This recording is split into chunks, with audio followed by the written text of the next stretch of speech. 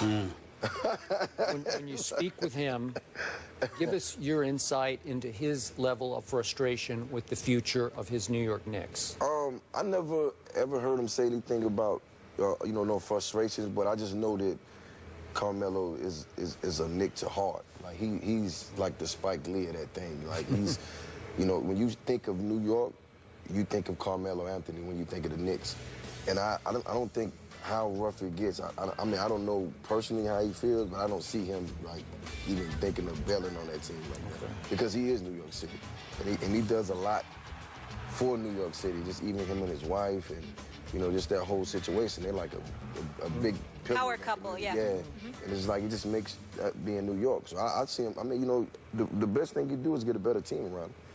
You know what I mean? Hold on. Uh-oh.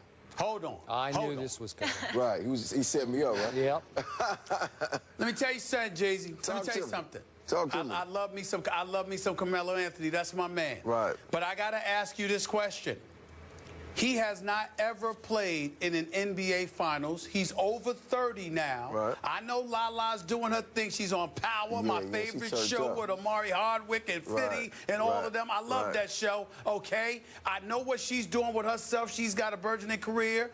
We know what Carmelo Anthony, we know he loves his money, and he's right to love his money. He's big time.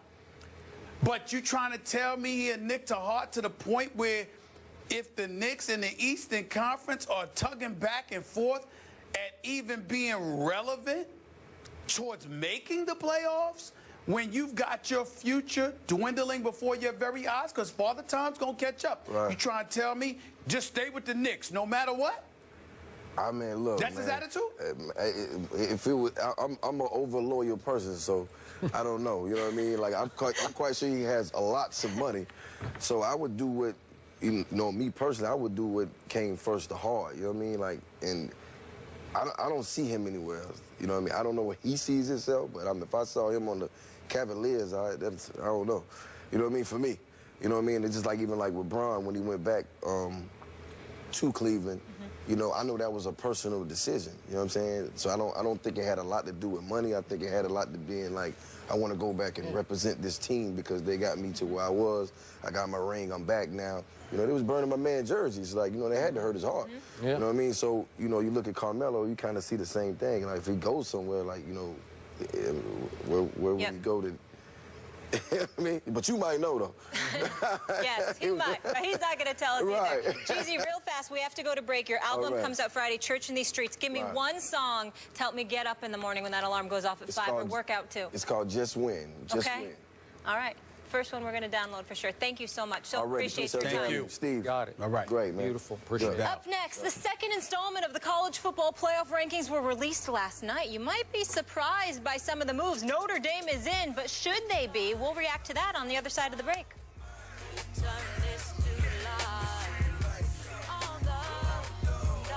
Grammy-nominated rapper Jeezy, his new album Church in These Streets is out on Friday. We welcome you to the desk. So appreciate you being with us. Thank you. All good. I appreciate you. Thank you. So you have continued to evolve as an artist and really use your voice and platform to speak out on political and social issues. So we want to get your thoughts on these Missouri football players who obviously banded together peacefully, protesting, and now their president has resigned, their chancellor stepped down because they, turned a blind eye to a lot of racial discrimination occurring on the campus. What are your thoughts on that and the power of athletes and celebrities in their voices? I mean, I think they led by a perfect example. They, obviously, football is a big deal there. So for them to band together and even decide to do that, I mean, I think it showed excellent leadership, if you ask me, because that's a big deal, especially for the school. And for him to step down, I mean, it definitely showed that he was a bigger band and he took notice, you know what I mean? Because obviously it was going to cause a problem. You got students and people that are paying for their kids to go to college. You got these racial issues going on, and you got a president that's letting them happen. So at the same, at the same time, for him to step down, I think, that was the right thing to do.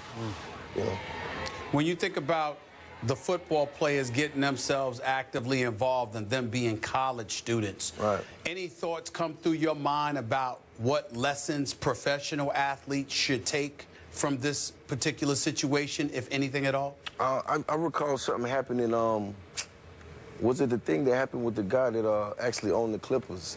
And LeBron and all Donald them, Sterling. Yeah, and LeBron and them, you know, started to step up.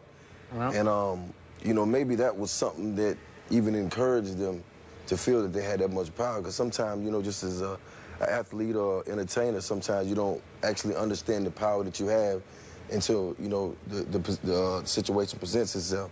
So for them to be college kids, I mean, it's 1,000 other things that they could be thinking about.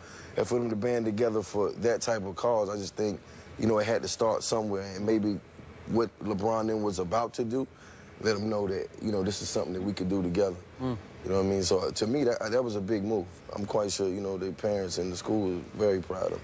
Not the president, though. He's Yeah. Yeah. Well said. he can't be happy. Go one level deeper with this. Okay. I followed your career closely from Thug Motivation 101 up to what you know Political about that? Correct. What you know about I've listened thugging? to all of it. I like it all. I tell you, from my heart, I highly respect your creative genius. Right.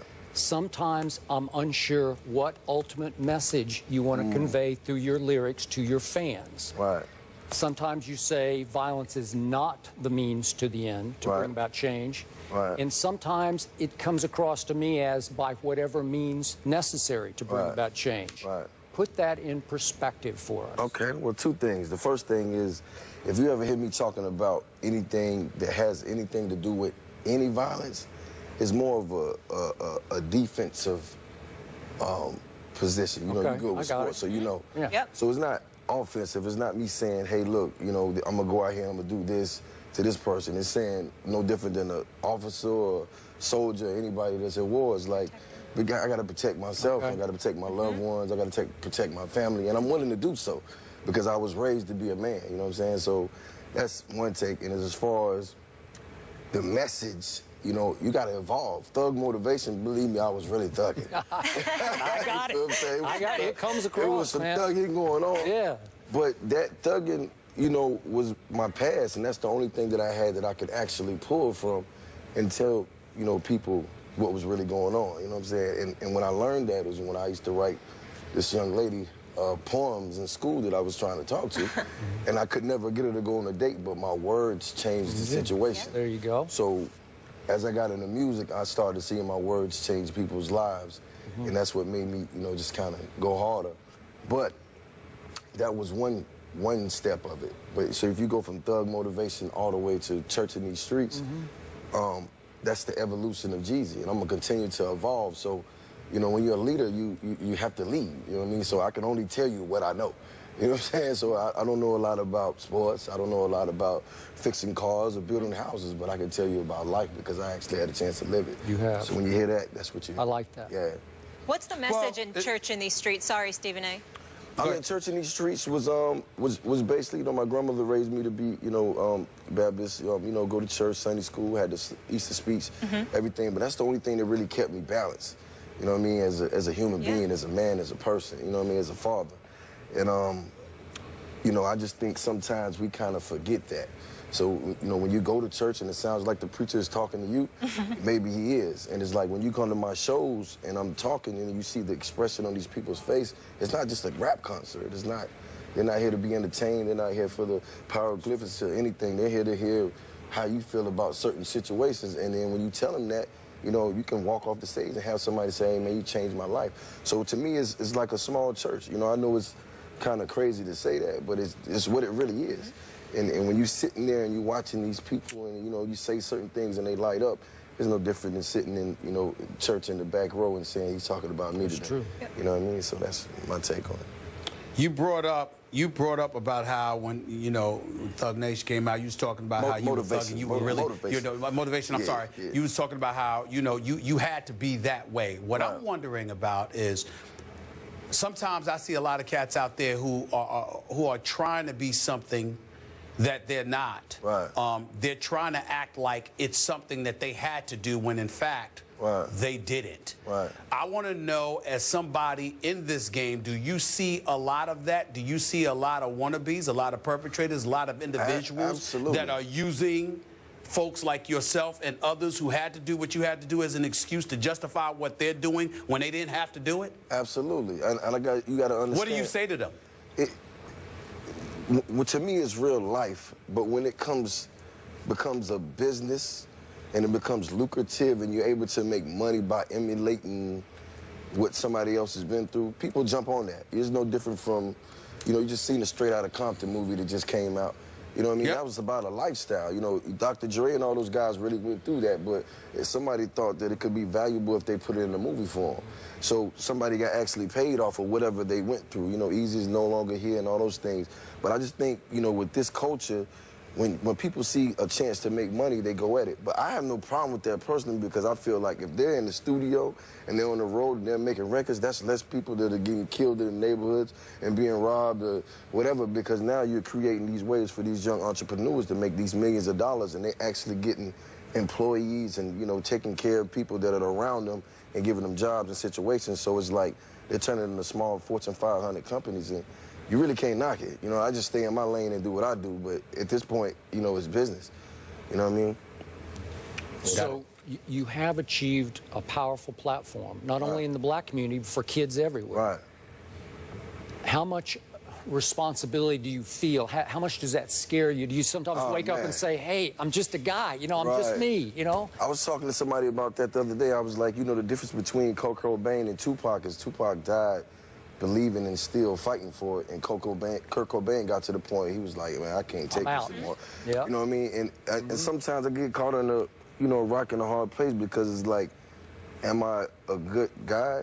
Yes, when it comes to me and my family and my loved ones, and will I do some crazy things and sometimes, of course, that's where I came from, but now my circle is different. You know what I mean? I talk to politicians and mayors and staples in the community, but I can still go back and hang out with my friends when I feel like it.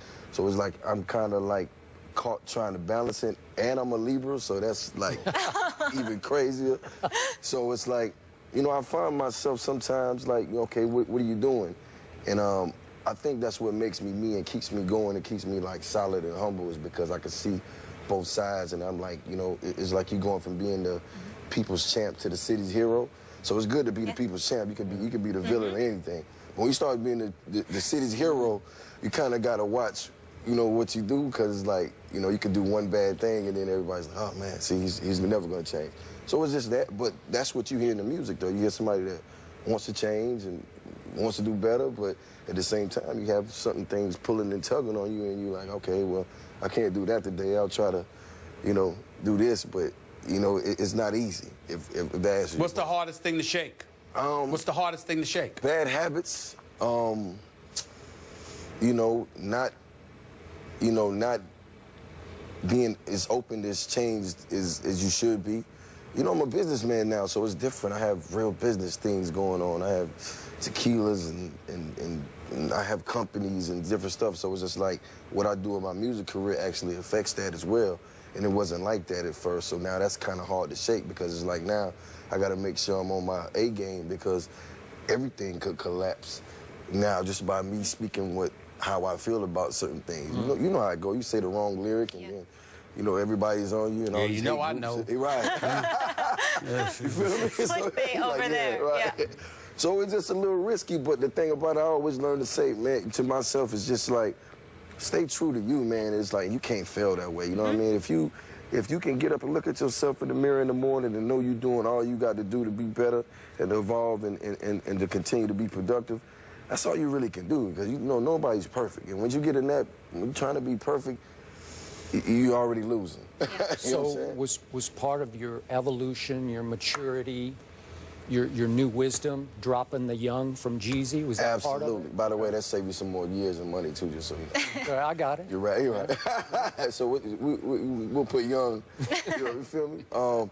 No, it's just something I decided to do. When I jumped off the porch and I started doing my thing, that was it. You know, young this, young that, Lil Wayne, this, and it was like rapper stuff. And then as I started evolving to, you know, just a man and just started seeing things, that was just a piece of that. It's like, okay, I'm gonna drop this, and you know, the next piece would be, you know, to drop the Jeezy at some point and be who I am. Okay. You know what I mean? and that's just how this game works. You know what I mean? The next step of the evolution. But how aware and grounded you are is so impressive. And I know you talked about connecting to the two different audiences. It's just impressive that you are connecting to both. I know it can be stressful, but you're reaching all those it's like voices. trying to be a Falcons fan and a Cowboys fan at the same time. Oh, we're going to get into that next. Save that thought. More with Jeezy after the break. We're going to talk a little sports when we come back. Stay here. This is First Take.